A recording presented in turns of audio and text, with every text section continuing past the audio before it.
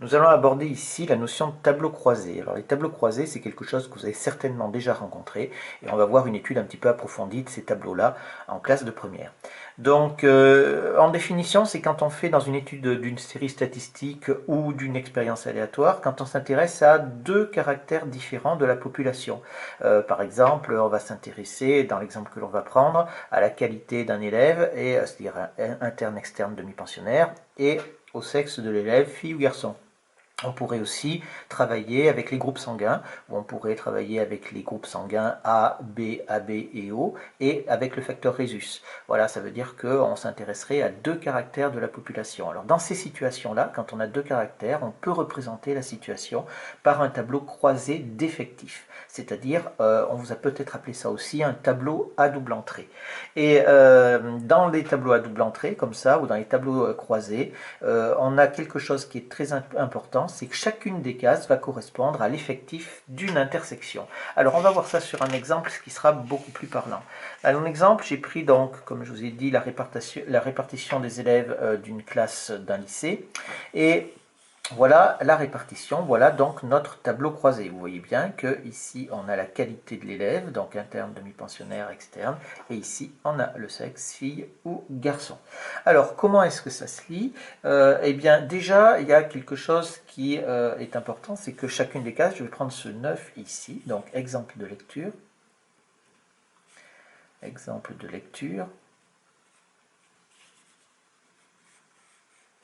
Allez, j'en mets deux. Je vais dire ici, il y a 9 élèves. Je vais prendre l'interprétation de ce 9 là. On va dire donc 9 élèves de la classe. 9 élèves de la classe. Alors, ici, on est là. On est donc bien, on a les filles et les demi-pensionnaires. Donc, qu'est-ce qu'on va avoir? On va avoir une intersection. Et je vous rappelle que l'intersection se traduit par un EET au niveau du français. Donc, 9 élèves de la classe sont des filles. Et elles sont demi-pensionnaires.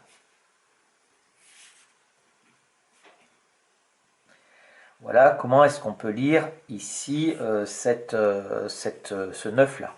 Je vais en lire un autre aussi. Je vais prendre ici ce 3 qui est à cet endroit-là. Donc je vais dire donc 3 élèves de la classe. Alors attention, j'ai plusieurs valeurs à 3 ici. Je prends bien celle-là. 3 élèves de la classe sont des garçons. Et ils sont internes.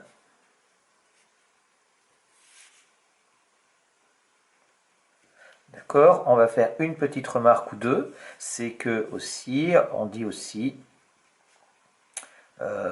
qu'il y a, ça c'est au niveau du vocabulaire, hein, c'est au niveau du vocabulaire, quand on dit 9 élèves de la classe sont des filles et elles sont demi-pensionnaires, on peut dire il y a 9 filles demi-pensionnaires.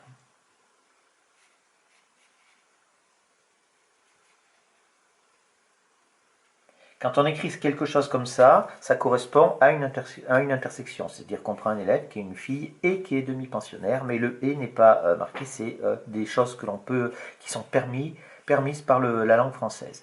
Pareil, pour les garçons, on peut dire qu'il y a 3 garçons internes. La deuxième remarque aussi, c'est que l'effectif total de la classe, parce que c'est ça qui importe aussi, hein, il faut le savoir, l'effectif total de la classe, eh bien, il va s'obtenir en faisant quoi? Eh bien, il va s'obtenir tout simplement en additionnant tous les effectifs qu'il y a dans notre tableau croisé. S'obtient en additionnant tous les effectifs du tableau croisé.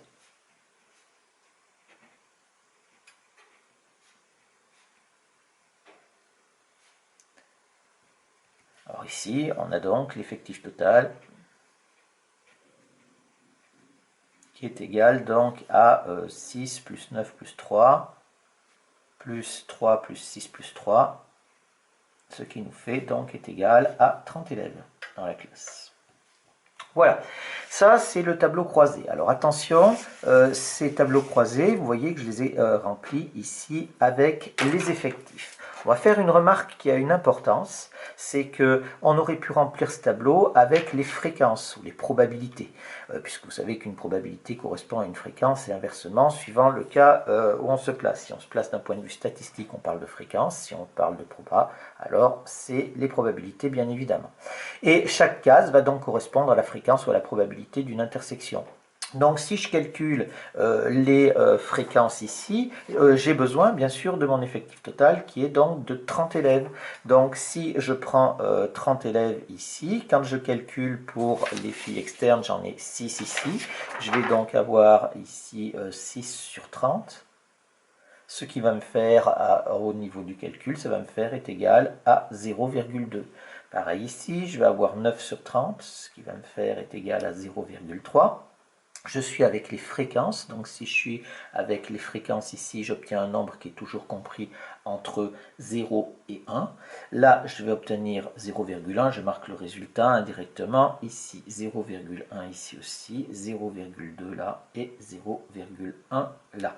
Si vous ajoutez, ça vous fait 0,2 plus 0,3, ça fait 0,5, plus 0,6, 0,7, 0,9 et 1. Au total, vous obtenez une fréquence de 1, c'est-à-dire qui correspond à 100%. Attention, hein, vous remarquez que je n'ai pas mis ici en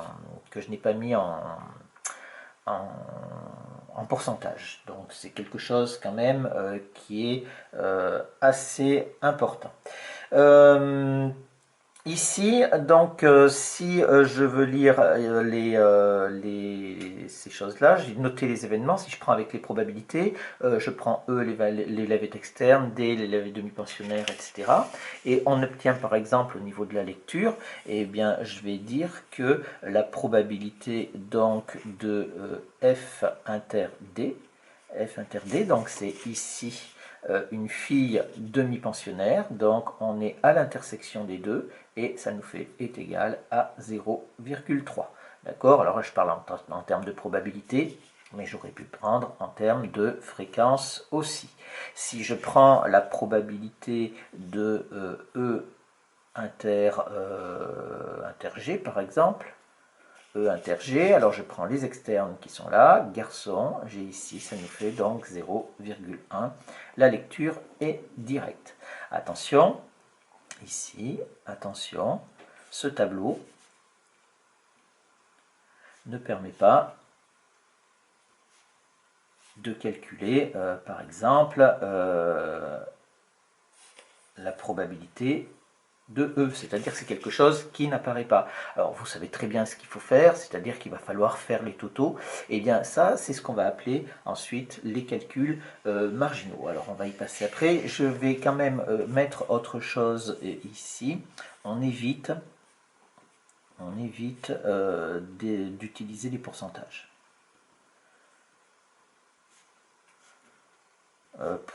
Tout ça pour bien travailler avec les probabilités. Alors, maintenant qu'on a fait ça, ben, on sait construire notre tableau avec les fréquences ou avec les effectifs, et on sait que c'est incomplet parce que ça ne permet pas de calculer toutes les probabilités, et donc il faut rajouter quelque chose, et c'est ce qu'on appelle les calculs marginaux. Donc, dans un tableau croisé, qu'est-ce qu'on fait? On rajoute quasiment systématiquement, quand je dis quasiment systématiquement, c'est presque dans 100% des cas, les deux marges de total, c'est-à-dire une ligne et une colonne, et on va obtenir ainsi ce qu'on appelle les calculs marginaux, puisqu'on a rajouté une marge totale ici et une marge totale ici. Si on a rempli avec des effectifs, alors on parlera d'effectifs marginaux. Si on a rempli avec des fréquences, on parlera de fréquences marginales, pour un tableau de fréquences. Alors, si on reprend notre tableau précédent, donc je vais re-remplir avec les effectifs ici. Vous voyez, quand vous faites quelque chose, vous pouvez mettre une légende en couleur, histoire de bien avoir les choses bien claires. Donc, les effectifs, on avait donc 6, 9, ici 3, 3, 6 et 3. Ce qui nous fait donc, si on fait les calculs marginaux, ça nous fait 18 ici. On avait donc 18 filles. On a ici 12 garçons, ce qui nous fait donc 30 élèves que l'on retrouve ici. Si je fais le calcul, ça nous fait donc 9 là. Ici, ça nous en fait 15. Ici, ça nous en fait 6. Et au total, ça nous fait bien 30. Si je le fais avec les fréquences, j'avais 0,2 ici, 0,3, 0,1. Ici, j'avais de nouveau 0,1, 0,2 et 0,1. Ce qui me fait en fréquence, donc 0,2, 0,3, ça fait 0,6 ici et 0,4 là. Si je calcule ici, ça me fait 0,3, 0,5 et 0,2 ici. Et ici, vous avez bien entendu, au total, vous avez 1. Vous remarquez encore une fois, comme je l'ai souligné précédemment, que je ne fais pas en pourcentage, sauf si vraiment ça m'est utile. Alors l'avantage de ça, c'est que maintenant, on a une vision complète de la situation, soit avec les effectifs, soit avec les probabilités. C'est-à-dire que là, on a par exemple,